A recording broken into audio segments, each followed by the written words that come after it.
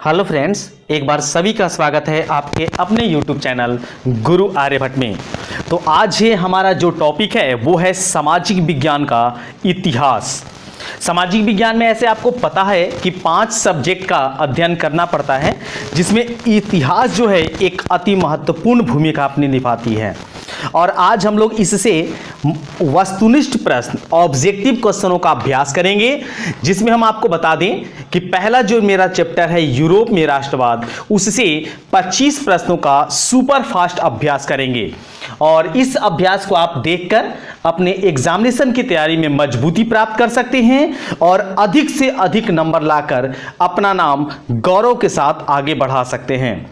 तो आइए शुरू करते हैं। और आज साथ ही साथ हम आपको यह भी बता दें कि इस चैनल के माध्यम से 9th, 10th, 11 एंड 12 के ऑल सब्जेक्ट के ऑब्जेक्टिव क्वेश्चनों का चैप्टर वाइज सीरीज लगाया गया है, दिया गया है आपके लिए स्पेशल।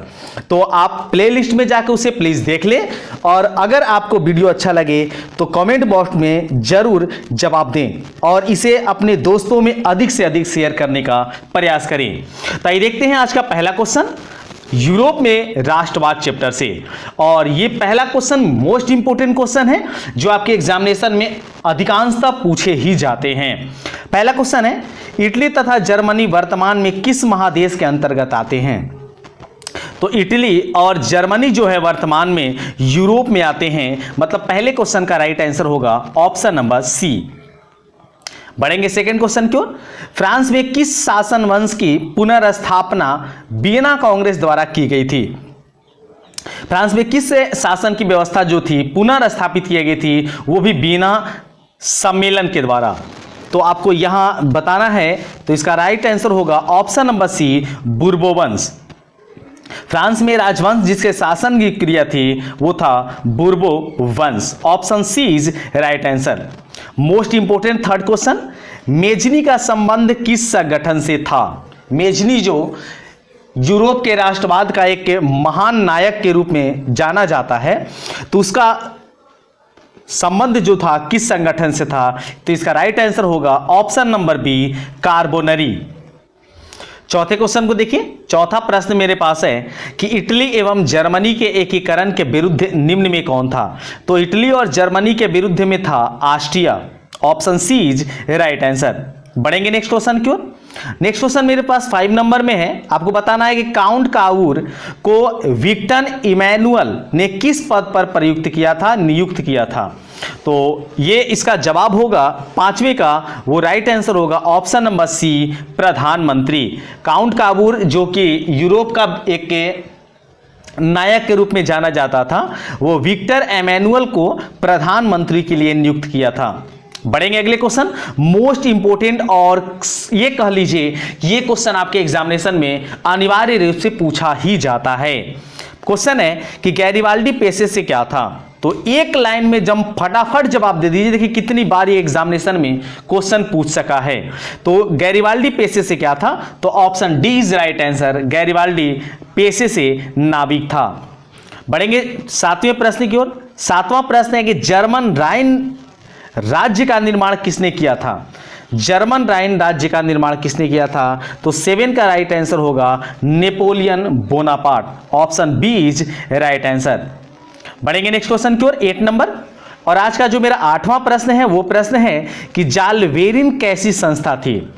जो यूरोप में एक जालवेरिन संस्था स्थापित की गई थी वह कैसी थी? तो वह बताएंगे कि वह एक प्रकार की व्यापारियों की संस्था थी।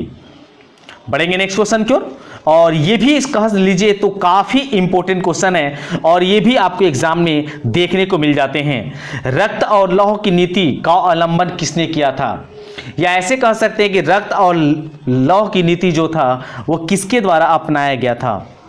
तो इसका जो राइट आंसर होगा वो राइट आंसर होगा क्वेश्चन नंबर 9 का, वो होगा ऑप्शन नंबर सी, बिस्मार्क। चलिए बढ़ेंगे 10 नंबर क्वेश्चन की ओर। 10 नंबर क्वेश्चन देखिए, फ्रैंकफर्ट की संधि कब हुई थी? फ्रैंकफर्ट जो था उसकी संधि कब हुई थी? तो उसकी संधि हुई थी 1871 ईस्वी में। बढ़ेंगे नेक्स्ट क्वेश्चन की ओर। नेक्स्ट मेरा क्वेश्चन है 11 नंबर, यूरोप वासियों के लिए किस देश का साहित्य एवं ज्ञान विज्ञान प्रेरणा स्रोत रहा? मतलब यूरोप के वासी जो थे या यूरोप के जो भी रहने वाले लोग थे वह किस देश के साहित्य से सबसे ज्यादा प्रभावित थे, आपसे यह भी क्वेश्चन पूछा जा सकता है। तो इसका राइट आंसर होगा ऑप्शन नंबर बी, यूनान। यूरोप वासी जो थे सबसे ज्यादा यूनान देश के साहित्य से ये विश्वास करते थे या प्रेरणा स्रोत रहा। 12 क्वेश्चन देखिए, नेपल्स की क्रांति कब हुई थी? नेपल्स की क्रांति, यह भी क्वेश्चन कई बार पूछ चुका है। 12 नंबर क्वेश्चन कि नेपल्स की क्रांति कब हुई थी? नेपल्स की क्रांति का अस्तित्व था 1821 ईस्वी में। इसका राइट आंसर होगा ऑप्शन नंबर बी। बढ़ेंगे 17 नंबर क्वेश्चन की ओर। आपको बताना है कि चार्टिस्ट आंदोलन कहां हुआ था? यूरोप में एक के चार्टिस्ट आंदोलन किया गया था। आपको बताना है कि ये कब और कहां हुआ था। तो इसका राइट आंसर होगा ऑप्शन नंबर डी, इंग्लैंड में। बढ़ेंगे 14वें क्वेश्चन की ओर। यूनान को एक स्वतंत्र राष्ट्र घोषित किया गया। यूनान जो था उसको स्वतंत्र राष्ट्र घोषित कब किया गया, आपको यह स्पष्ट करना है इस क्वेश्चन के माध्यम से। तो इसका राइट आंसर होगा ऑप्शन नंबर बी, 1832 ईस्वी में। यूरोप को एक राष्ट्रवाद घोषित किया गया, स्वतंत्र राष्ट्रवाद, वो किया गया था 1832 ईस्वी में। बढ़ेंगे 50 नंबर क्वेश्चन। 15वां क्वेश्चन है कि ऐतिहासिक द्वंद्ववाद की व्याख्या किसने की थी? तो ऐतिहासिक द्वंद्ववाद की व्याख्या का श्रेय जो जाता है वो जाता है हीलगेल को, अर्थात option A is right answer. 16 question देखिए। 16 क्वेश्चन आपके सामने है कि एड्रियानोपुल की संधि कब हुई थी, या एड्रियानोपुल की जो संधि थी वो कब की गई थी, ये भी सवाल पूछे जाते हैं। तो इसका राइट आंसर होगा 1829 ईस्वी में। बढ़ेंगे नेक्स्ट क्वेश्चन की ओर। 17 नंबर, एड्रियानोपुल की संधि किन दो देशों के बीच हुई थी? अब इसके पहले वाले क्वेश्चन में हम लोग क्या जाने कि ये कब हुई थी, तो ये हुआ था 1829 ईस्वी में। और यहां मेरे पास अगले क्वेश्चन में है ये किन देशों के बीच हुई थी? तो इसका जवाब होगा ऑप्शन नंबर ए, तुर्की और रूस के बीच। एड्रियानोपुल की संधि तुर्की और रूस के बीच 1829 ईस्वी में हुई थी। बढ़ेंगे 18 क्वेश्चन की ओर। 18 नंबर जो क्वेश्चन है मेरे पास है वो है कि सेडोन का युद्ध किसके बीच हुआ था? सेडोन में भी एक युद्ध हुआ था, तो आपको यह बताना है कि वह किन देशों के बीच हुआ था। तो इसका राइट आंसर होगा ऑप्शन नंबर सी, फ्रांस और प्रसा। सेडोन का युद्ध जो है फ्रांस और प्रसा के बीच लड़ा गया था। 19 नंबर क्वेश्चन देखिए। 19 क्वेश्चन है, किस देश का हंगरी पर पूर्ण आधिपत्य था? मतलब वो कौन सा देश था इसमें से जो हंगरी पर अपना पूरा अधिकार जमा के रखा था? तो 19 का जो राइट आंसर होगा वो होगा ऑप्शन नंबर बी, ऑस्ट्रिया। क्योंकि यूरोप के राष्ट्रवाद के समय ऑस्ट्रिया जो था एक प्रमुख ऐसा देश था जो अधिकार जमाने पर विश्वास करता था। बढ़ेंगे 20वें प्रश्न की ओर। 20वां मेरा प्रश्न है कि पोलैंड के विद्रोह को किसने कुचल दिया, या पोलैंड का विद्रोह जो था वो किसने कम कर दिया या उसे दबा दिया, ऐसे भी क्वेश्चन पूछे जा सकते हैं। तो 20 क्वेश्चन का राइट आंसर होगा ऑप्शन नंबर ए, रूस। पोलैंड के विद्रोह को रूस के द्वारा कुचल दिया गया था। अगला क्वेश्चन मेरे पास 21 नंबर में है कि सन 1870 में फ्रांस और प्रसा के बीच युद्ध हुआ, तो वो युद्ध कहां हुआ था, आपको ये बताना है। तो 21 का जो राइट आंसर होगा वो होगा ऑप्शन नंबर ए, सेडोन में। सन 1870 में फ्रांस और प्रसा के बीच युद्ध जो हुआ था वो सेडोन में लड़ा गया था। 22वां क्वेश्चन देखिए। किस युद्ध के बाद जर्मनी का एकीकरण पूरा हुआ? यूरोप के राष्ट्रवाद में एक बहुत बहुमूल्य क्वेश्चन पूछता है जर्मनी के एकीकरण से। तो जर्मनी का एकीकरण जो है वो किस युद्ध के बाद पूर्ण हो गया, आपको यह बताना है। तो 22 का जो राइट आंसर होगा वो होगा ऑप्शन नंबर डी, सेडान का युद्ध। जो सेडान का युद्ध था वह जर्मनी के एकीकरण का आखिरी चरण था। इस प्रश्न के बाद आइए जानते हैं क्वेश्चन नंबर 23। और 23 हमारे पास है मोस्ट इंपोर्टेंट क्वेश्चन। जो मोस्ट इंपोर्टेंट क्वेश्चन इसलिए क्योंकि ये अत्यधिक बार क्वेश्चन पूछा गया है आपके एग्जामिनेशन में। क्वेश्चन है कि यंग यूरोप का संस्थापक कौन थे, या यंग यूरोप की स्थापना किसके द्वारा की गई थी? तो इसका राइट आंसर होगा, और इसका राइट आंसर होगा ऑप्शन नंबर ए, मेजनी। और मेजनी को यंग यूरोप का संस्थापक भी माना जाता है, अर्थात मेजनी के प्रयासों से ही यंग यूरोप स्थापित की गई थी। बढ़ते हैं नेक्स्ट क्वेश्चन की ओर। 24 number most important question 24, Europe का मरीज किसे कहा जाता है? यूरोप जो है उसे मरीज किसको कहा जाता है? तो यूरोप का मरीज कहा जाता है तुर्की को। अच्छे से याद रखेंगे इस क्वेश्चन को कि यूरोप का जो मरीज है वो तुर्की को बोला जाता है। अगले क्वेश्चन की ओर। अगला क्वेश्चन में मेरा 25वां है, जो कि इस पाठ का अर्थात यूरोप में राष्ट्रवाद जो चैप्टर है उसका अंतिम क्वेश्चन होगा। इसके बाद इस वीडियो में समाजवाद एवं साम्यवाद से भी हम 25-23 क्वेश्चनों का अभ्यास करेंगे और क्रम को आगे बढ़ाएंगे। तो अगला क्वेश्चन और मोस्ट इंपोर्टेंट क्वेश्चन है कि वियना कांग्रेस कब हुआ? मतलब वियना सम्मेलन कब किया गया था जिसके द्वारा वियना कांग्रेस की स्थापना की गई थी? तो यह किया गया था सन 1815 ईस्वी में। और इसी वियना सम्मेलन के बाद यूरोप के राष्ट्रवाद का नींव रखा गया था, अर्थात यूरोप में राष्ट्रवाद का उदय होना प्रारंभ हुआ।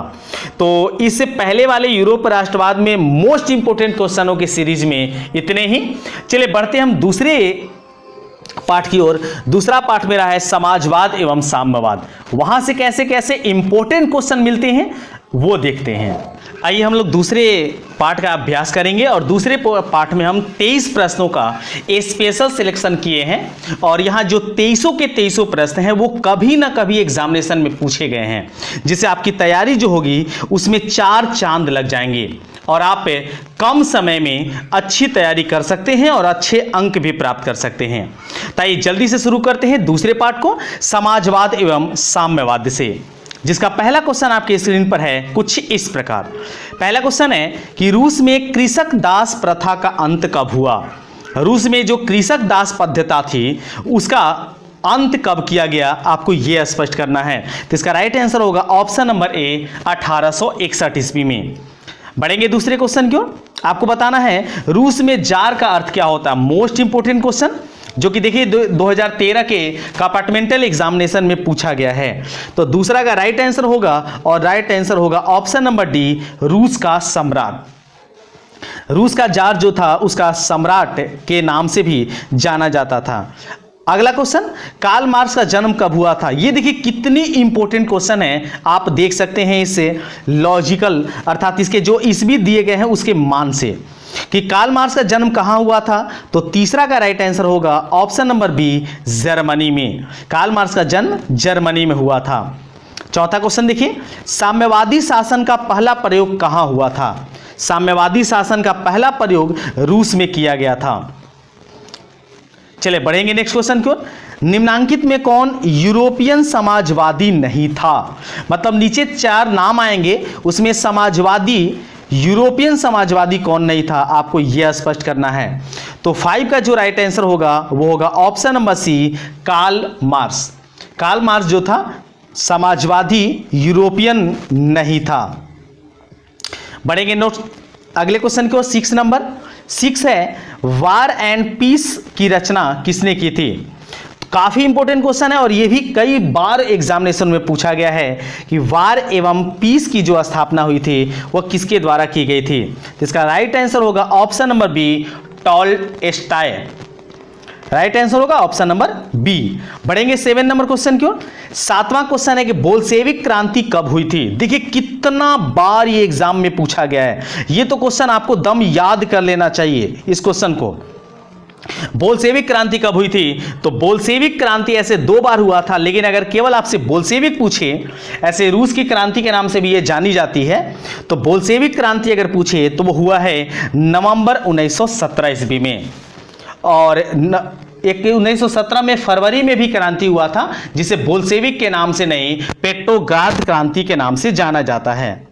तो बढ़ेंगे नेक्स्ट क्वेश्चन की ओर। नेक्स्ट क्वेश्चन है 8वें नंबर में कि लाल सेना का गठन किसने किया था? लाल सेना का गठन किसके द्वारा किया गया था, आपको यह बताना है। तो 8वां का ऑप्शन सी राइट आंसर होगा, ट्रास्टकी। लाल सेना का गठन ट्रास्टकी के द्वारा किया गया था। बढ़ेंगे अगले क्वेश्चन, लेनिन की मृत्यु कब हुई थी? तो अभी जैसे कि बात आपके सामने स्पष्ट किया गया था कि लेनिन, तो लेनिन जो समाजवाद के एक बहुत बड़े जनक माने जाते थे, उनकी मृत्यु पूछी गई है कब हुई थी, तो उनकी मृत्यु हुई थी 1924 ईस्वी में, अर्थात option D is right answer. बढ़ेंगे अगले क्वेश्चन की ओर। 10 नंबर 10वां क्वेश्चन है, ब्रेस्ट लिटोवस्क की संधि किस देशों के बीच हुई थी? तो 10वां का राइट आंसर होगा ऑप्शन नंबर डी, रूस और जर्मनी के बीच यह संधि हुई थी। 11 क्वेश्चन देखिए, रूस का पहला समाजवादी कौन था? रूस का पहला समाजवादी का नाम बताना है कि रूस का पहला समाजवादी का नाम क्या था, तो इसका राइट आंसर होगा ऑप्शन नंबर बी, प्लेखानोव। रूस का पहला समाजवादी प्लेखानोव था। बढ़ेंगे नेक्स्ट क्वेश्चन की ओर। 12वां क्वेश्चन, राजपुतीन कौन था? राजपुतीन का स्पष्टीकरण करना है तो एक प्रकार का भ्रष्ट पादरी था। राजपुतीन जो था एक प्रकार का भ्रष्ट पादरी था। बढ़ेंगे नेक्स्ट क्वेश्चन की ओर। नई आर्थिक नीति, जिसे हम नेप के नाम से भी जानते हैं, नई आर्थिक नीति जो लेनिन के द्वारा लागू की गई थी और ये कब लागू की गई थी ये आपको ये बताना है, तो इसका राइट आंसर होगा ऑप्शन नंबर ए, 1921 में।